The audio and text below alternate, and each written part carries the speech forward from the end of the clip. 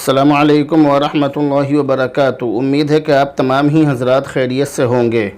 Friday comment box کے ایک نئے ایپیسوڈ کے ساتھ میں مفتی خالد قاسمی اپنے تمام بھائیوں بہنوں اور دوستوں احباب کی خدمت میں حاضر ہوں اور آپ کا تہہ دل سے استقبال کرتا ہوں اور امید کرتا ہوں کہ آپ تمام ہی حضرات خیریت سے ہوں گے۔ فرائیڈے کمنٹ باکس کے آج کے ایپیسوڈ میں ہم نے جو پہلا سوال لیا ہے، یہ سوال ہے محمد صادق کی طرف سے۔ کہہ رہے ہیں مفتی صاحب، میرے منہ میں سوتے ہوئے رال جمع ہو جاتی ہے، کچھ بتائیے۔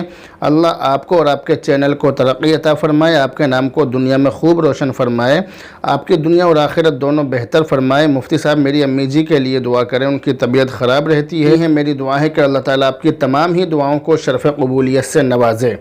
آپ کی والدہ محترمہ بیمار ہیں، میری دعا ہے کہ اللہ رب العزت آپ کی والدہ کو شفائے کاملہ عاجلہ مستمرہ دائمہ نصیب فرمائے، اللہ تعالیٰ ان کو صحت کاملہ نصیب فرمائے۔ آپ نے جو سوال کیا ہے کہ آپ کے منہ میں رال جمع ہو جاتی ہے، تو یہ کوئی بڑی بات نہیں ہے، لیکن اگر رال تھوڑی بہت ہے تو کوئی بڑی بات نہیں ہے، لیکن اگر رال زیادہ جمع ہو رہی ہے تو پھر یہ کسی بیماری کی نشانی ہو سکتی ہے، یہ کسی مرض کی علامت ہو سکتی ہے، یا جسم میں کچھ گڑبڑی ہونے کی نشانی ہو سکتی ہے۔ رال بہنے سے بچنے کے لیے آپ یہ کام کریں۔ پہلی چیز آپ یہ کریں کہ سونے سے پہلے اچھی طرح سے اپنی ناک کو صاف کر لیں، کیونکہ ناک میں گندگی ہونے کی وجہ سے انسان منہ سے سانس لیتا ہے، جس کی وجہ سے منہ میں رال جمع ہو جاتی ہے۔ اسی طرح آپ سونے سے پہلے اپنی ناک کو صاف کرنے کے بعد ناک میں سرسوں کا تیل دونوں سوراخوں میں ایک ایک بوند ٹپکا لیا کریں۔ اس سے ناک کا جو سوراخ ہے وہ بہت اچھا رہے گا، صاف ستھرا رہے گا، تمام پریشانیوں سے، بیماریوں سے اور گندگی سے بچا رہے گا۔ یہ جو ہم کمنٹ لے رہے ہیں، یہ کمنٹ ہے محمد عبد المنان کی طرف سے۔ سلام اور دعا کے بعد یہ کہتے ہیں کہ مفتی صاحب، کیا سگی پھوپھی کی لڑکی سے نکاح ہو سکتا ہے؟ اسلام میں جائز ہے یا نہیں؟ اس سوال کا جواب یہ ہے کہ سگی پھوپھی کی لڑکی سے نکاح ہو سکتا ہے، مذہب اسلام میں جائز ہے، کوئی حرج نہیں ہے۔ دوسرا سوال انہوں نے کیا ہے کہ مفتی صاحب، جن کی شادی کی عمر ہو گئی ہو اور وہ شادی نہ کریں، اس کا مسئلہ کیا ہوگا؟ کیا وہ انسان جہنم میں جائے گا؟ نماز بھی پڑھتا ہوگا، روزہ بھی رکھتا ہوگا۔ بتایا جاتا ہے کہ نکاح نہ کرنا رسول اللہ صلی اللہ علیہ وسلم کی سنت چھوڑنا ہے، شادی کس عمر میں کرنی چاہیے؟ یہ جو آپ نے سوال کیا ہے، اس کے اندر سب سے پہلی بات آپ نے جو ذکر کی ہے کہ نکاح نہ کرنا رسول اللہ صلی اللہ علیہ وسلم کی سنت چھوڑنا ہے، تو یہ حقیقت ہے کہ نکاح کرنا اللہ کے نبی کی سنت ہے، جیسا کہ اللہ کے نبی نے خود ارشاد فرمایا النکاح من سنتی۔ تو نکاح کرنا اللہ کے نبی کی سنت ہے اور نکاح نہ کرنا اس سنت کو چھوڑنا ہے۔ تو یہ تو اس سوال کا جواب، یہ بات ہے جو آپ نے اس کے اندر ایک بات ذکر کی ہے۔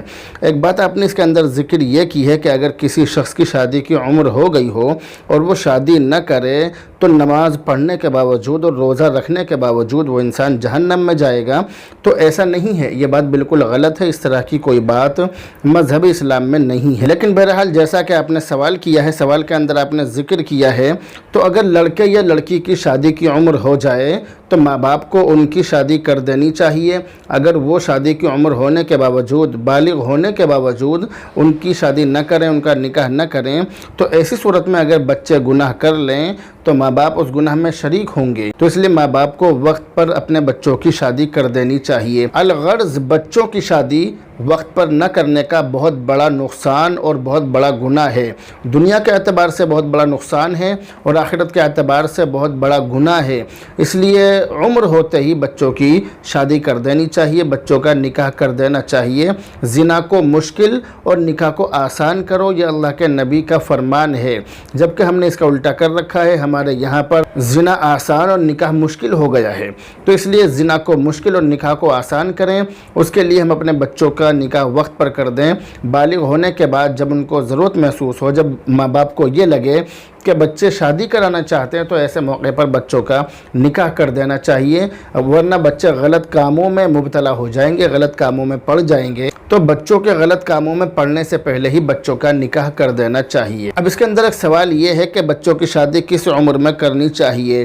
تو اس سوال کا جواب یہ ہے کہ ہر لڑکے اور لڑکی کے بارے میں ایک عمر متعین کر دینا یہ بہتر نہیں ہوگا، مناسب نہیں ہوگا، کیونکہ بہت سی جگہوں پر گرم کھانے پینے کی وجہ سے بچے جلدی بالغ ہو جاتے ہیں، بچے شادی کی چاہت بچوں کے اندر جلدی پیدا ہو جاتی ہے، اور بہت سی جگہ کھانا پینا اتنا ٹھنڈا ہوتا ہے، اتنا ہلکا ہوتا ہے کہ بچوں کے اندر شادی کی عمر ان بچوں کے مقابلے کچھ زیادہ دیر میں بچوں کے اندر چاہت پیدا ہوتی ہے۔ تو والدین جب اپنے بچوں کے اندر یہ محسوس کریں کہ ہمارے بچے شادی کی خواہش کا اظہار کر رہے ہیں، ہمارے بچے شادی چاہتے ہیں، اگر شادی نہیں کریں گے تو بچے غلط کاموں میں پڑ جائیں گے، تو جب ماں باپ اس چیز کو محسوس کریں تو وہ اپنے بچوں کا نکاح کر دیں۔ یہ جو کمنٹ ہے یہ ہے محمد طاہر کی طرف سے، کہہ رہے ہیں کہ تحیات میں سلام پھیرنے سے پہلے وضو ٹوٹ جائے تو نماز ہوگی یا نہیں؟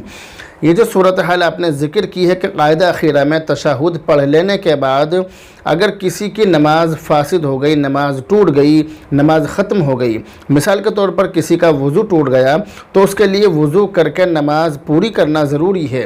اگر وضو کر کے اس نماز کی بنا کرنا چاہتا ہے، یعنی جہاں سے اس کی نماز ٹوٹی ہے تو وہ وضو کر کے وہیں سے ہی آگے کی نماز پوری کرنا چاہتا ہے تو ایسا بھی کر سکتا ہے۔ اس کے لیے ضروری ہے کہ فوراً وضو کرے، وضو کر کے نماز کی جگہ پر آ کر نیت کر کے نماز کا سلام پھیر دے۔ اور ایک بات یاد رکھیے کہ اس طرح سے نماز پڑھنے کے لیے، نماز کے صحیح ہونے کے لیے یہ شرط ہے کہ وضو ٹوٹنے کے بعد بغیر دیر کیے فوراً وضو کے لیے جائے اور راستے میں آتے جاتے کسی سے بات نہ کرے اور نہ کہیں ٹھہرے، ورنہ اس طرح سے نماز پڑھنا صحیح نہیں ہوگا۔ لیکن بنا کرنے کے بجائے، لیکن اس طرح سے نماز پڑھنے کے بجائے، یعنی جہاں سے نماز چھوٹی ہے وہاں سے آگے کی نماز پڑھنے کے بجائے بہتر یہی ہے کہ نماز کو لوٹا لے، یہ زیادہ بہتر ہے۔ پوری نماز شروع سے ہی پڑھ لے، یہ زیادہ بہتر ہے۔ ویسے تو قاعدہ اخیرہ میں تشہد کی مقدار بیٹھنے سے فرض ادا ہو جاتا ہے، لیکن اپنے اختیار سے نماز سے نکلنا اور سلام کر کے نماز سے نکلنا، لفظ سلام کے ساتھ نماز سے علیحدہ ہونا، نماز سے الگ ہونا، یہ واجب ہے۔ اس لیے اگر خود بخود نماز فاسد ہو گئی، نماز ختم ہو گئی، خود بخود نماز ٹوٹ گئی، تو چونکہ اس کے اندر اپنا اختیار نہیں پایا گیا، اس لیے نماز کو مکمل کرنا ضروری ہوگا۔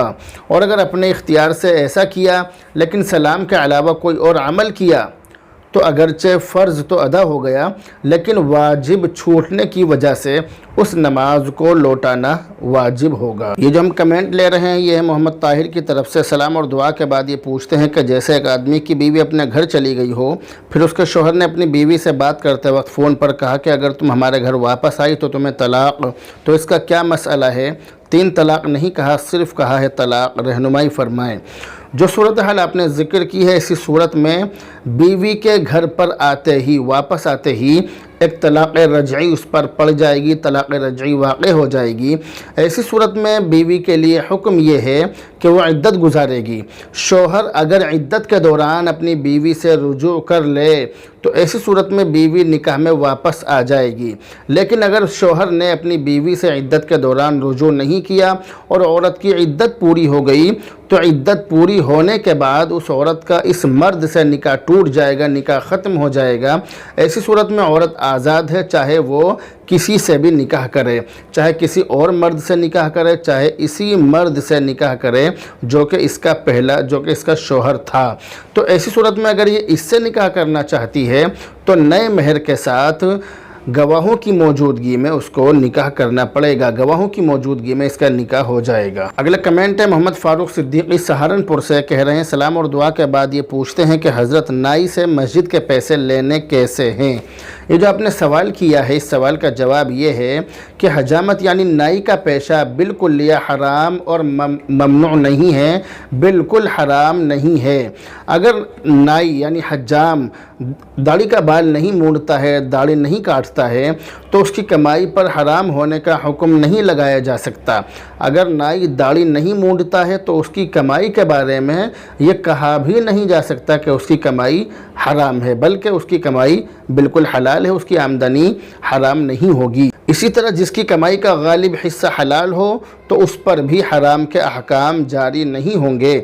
اس کی نماز، اس کی زکوٰۃ، اس کی قربانی وغیرہ سب نیکیاں درست ہیں، صحیح ہیں، لیکن حجام عام طور پر داڑھی کے بال کاٹتے ہیں، داڑھی کے بال مونڈتے ہیں، اس سے عام طور سے وہ بچتے نہیں ہیں۔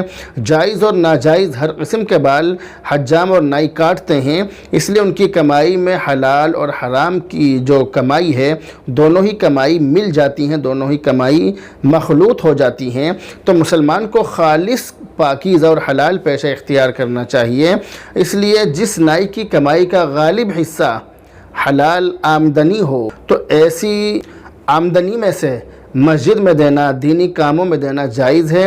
اس نائی سے مسجد کے لیے پیسے لینا بھی جائز ہے، لے سکتے ہیں، کوئی حرج نہیں ہے۔ یہ جو کمنٹ ہے یہ ہے محمد مشرف سیفی کی طرف سے، کہہ رہے ہیں کہ عدت کرنے کا مین مقصد کیا ہوتا ہے، عدت کرنا کیوں ضروری ہے؟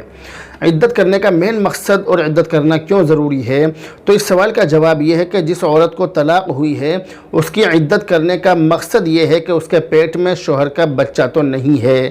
اگر شوہر کا بچہ ہے تو ایسی صورت میں اس عورت کا نکاح کسی دوسرے مرد سے نہیں ہو سکتا ہے۔ اگر کسی دوسرے مرد سے کر دیا اور اس مرد نے اس سے صحبت کی تو ایسی صورت میں اشتباہ ہو جائے گا، ایسی صورت میں شک پیدا ہو جائے گا، آدمی مشتبہ ہو جائے گا، لوگ مشتبہ ہو جائیں گے کہ یہ بچہ آخر ہے کس کا۔ تو ایسی صورت میں حکم یہ ہے کہ عورت عدت گزارے۔ تو عدت گزارنے کا جو مقصد ہے وہ پیٹ میں موجود نطفے اور بچے کے بارے میں حتمی فیصلہ کرنا اور بچے کا ظاہر ہونا، اس کا ایک مقصد یہ ہے تاکہ یہ ظاہر ہو جائے کہ اس کے پیٹ میں شوہر کا بچہ تو نہیں پل رہا ہے۔ تو یہ جو عدت کی مدت ہے اس مدت میں عام طور سے اس کا اظہار ہو جاتا ہے، بچے کے بارے میں پتہ چل جاتا ہے کہ ہاں اس کے پیٹ میں طلاق دینے والے شوہر کا یا وفات پانے والے شوہر کا اس کے پیٹ میں بچہ تو نہیں پل رہا۔ اگر پل رہا ہے تو پھر اس پر وہی احکام لاگو ہوں گے، یعنی پھر اس کی عدت بچے کی پیدائش پر پوری ہوگی، چاہے اس کے شوہر نے طلاق دی ہو یا اس کا شوہر کا انتقال ہو گیا ہو، دونوں ہی صورتوں میں اس کی عدت بچے کی پیدائش پر پوری ہوگی۔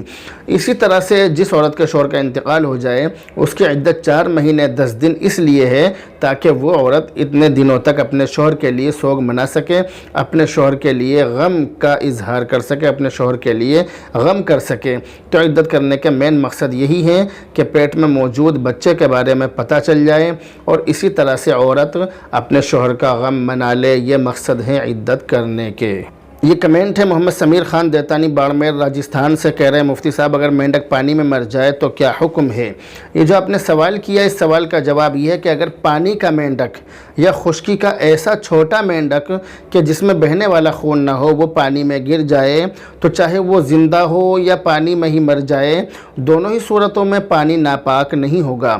اس لیے ان کے گرنے سے جو پانی ہے، جو ٹنکی کا پانی ہوتا ہے، یہ جو ہمارے گھروں کی چھتوں پر جو ٹینک رکھا ہوا ہوتا ہے، اس کا جو پانی ہے وہ ناپاک نہیں ہوگا۔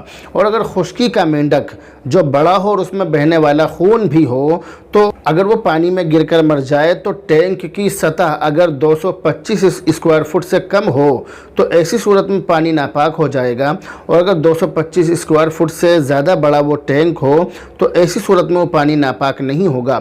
لیکن اگر وہ مینڈک پانی میں تیر رہا ہو، زندہ تیر رہا ہو تو اس صورت میں بھی ٹنکی کا پانی پاک ہی شمار کیا جائے گا، وہ پانی ناپاک نہیں ہوگا۔ یہ جو ہم کمنٹ لے رہے ہیں یہ کمنٹ ہے ارم ہاشمی کی طرف سے، بہن کہہ رہی ہیں اسلام اور دعا کے بعد پوچھتی ہیں کہ اگر کسی شخص کے سر کے بال بہت زیادہ جھڑ جاتے ہیں تو آج کے دور میں اس کا ایک علاج بہت زیادہ عام ہو گیا ہے، اس علاج میں سر کے اس حصے سے بال نکالے جاتے ہیں جس میں بال بہت زیادہ ہوتے ہیں اور سرجری کے ذریعے ان بالوں کو سر کے خالی حصے میں لگایا جاتا ہے جہاں بال کم ہو گئے ہیں۔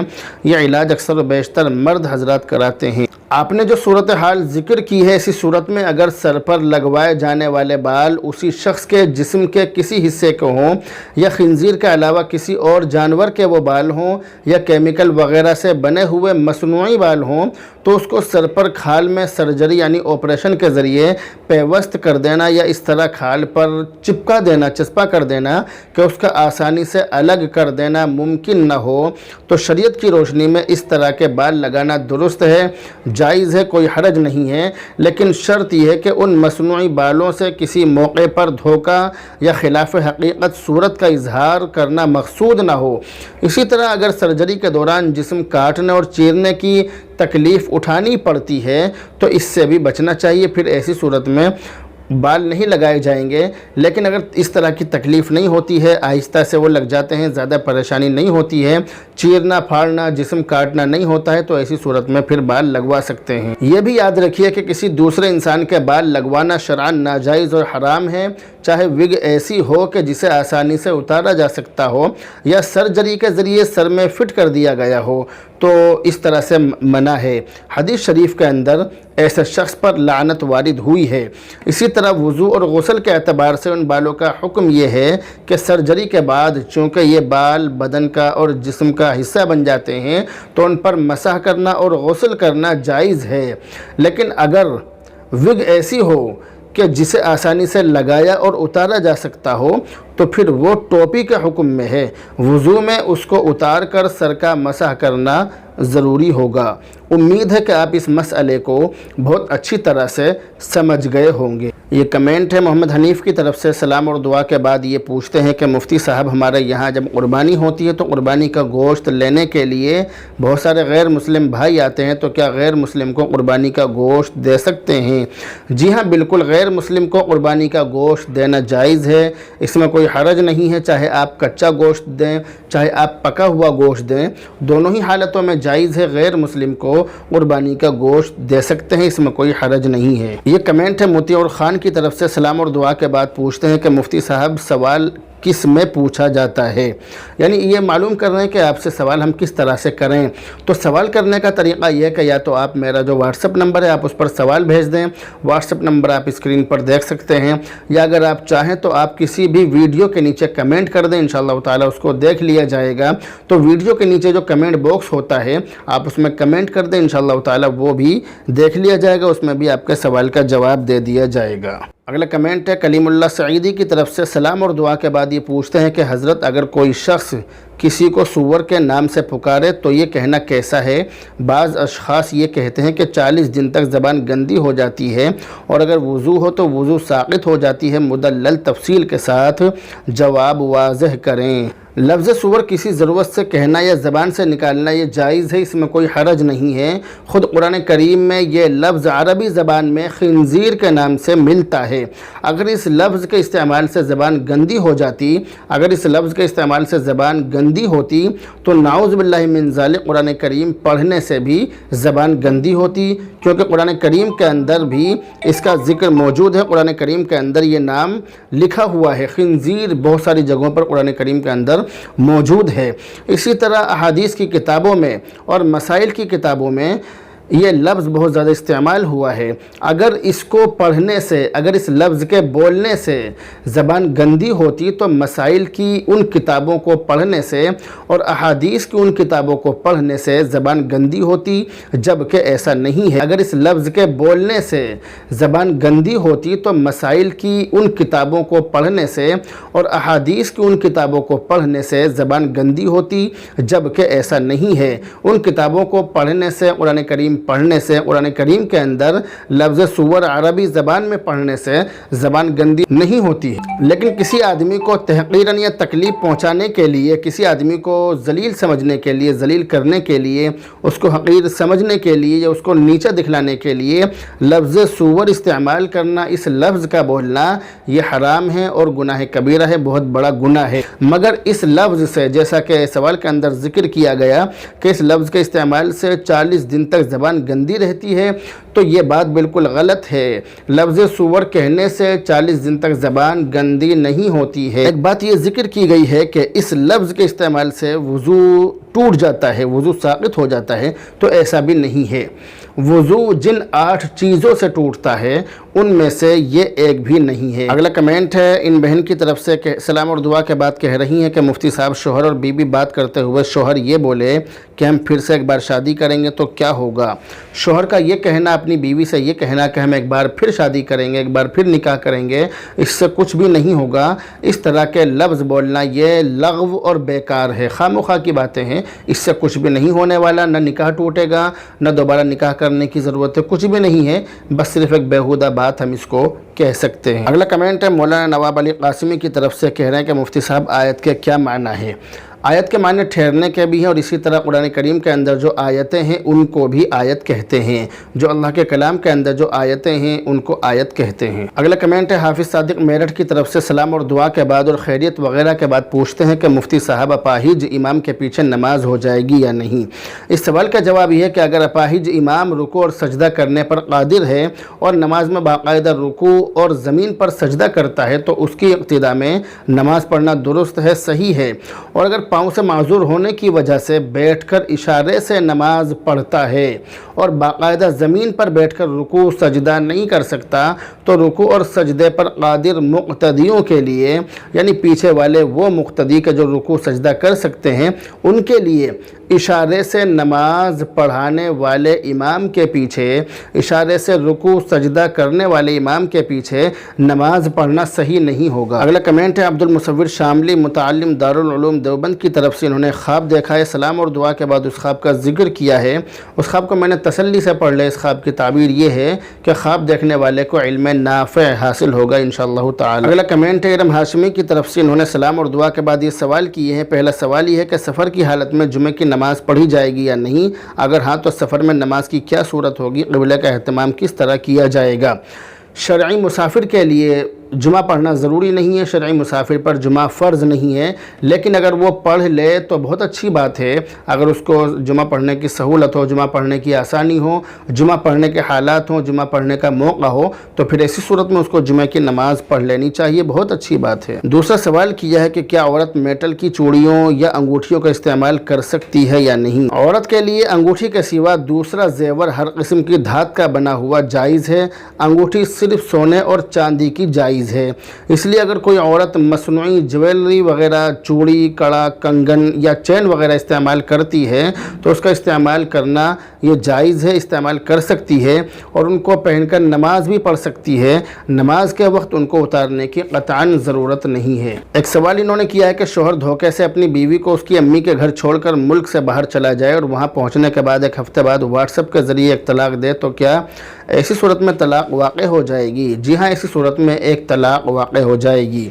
اگلا کمنٹ ہے، کہہ رہی ہیں کہ غیر مسلموں کو ان کے تہواروں کی مبارکباد دینا کیسا ہے؟ غیر مسلم حضرات کے جو تہوار ہوتے ہیں وہ مشرکانہ عقائد پر مبنی ہوتے ہیں، اس لیے ہمارے لیے مشرک سے برات اور بے تعلقی کا اظہار کرنا ضروری ہے، اور چونکہ مبارکبادی دینے میں ان کے فکر اور عقیدے کی تائید ہوتی ہے، اس لیے اس سے احتراز کرنا، اس سے بچنا ضروری ہے۔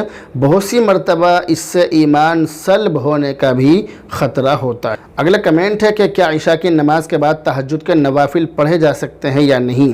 عشاء کی نماز کے بعد تہجد کا وقت شروع ہو جاتا ہے، لیکن افضل اور بہتر یہ ہے کہ آدھی رات کے بعد تہجد کی نماز پڑھی جائے، لیکن چونکہ انسان سونے کے بعد تہجد کے لیے انسان کے لیے اٹھنا مشکل ہو جاتا ہے، اس لیے عشاء کی نماز کے بعد وتر سے پہلے جیسی اس کو سہولت ہو 2 یا 4 یا 6 یا 8 رکعت جتنی وہ چاہے پڑھ لے، انشاءاللہ تعالی تہجد کا ثواب اس کو ملے گا۔ اگلا کمنٹ ہے محمد طاہر کی طرف سے۔ سلام اور دعا کے بعد پوچھتے ہیں کہ مفتی صاحب میں معلوم یہ کر رہا ہوں کہ جہاں میں رہتا ہوں وہاں سے مسجد 3 منٹ کی دوری پر ہے اور 2 مسجد ہیں اور دونوں اتنی ہی دوری پر ہیں۔ ایک مسجد کا نام ہے زکریا مسجد اور دوسری کا نام ہے عمر مسجد، تو ہم کبھی عمر مسجد میں اور کبھی زکریا مسجد میں نماز پڑھ لیتے ہیں، تو اس کا کیا مسئلہ ہے؟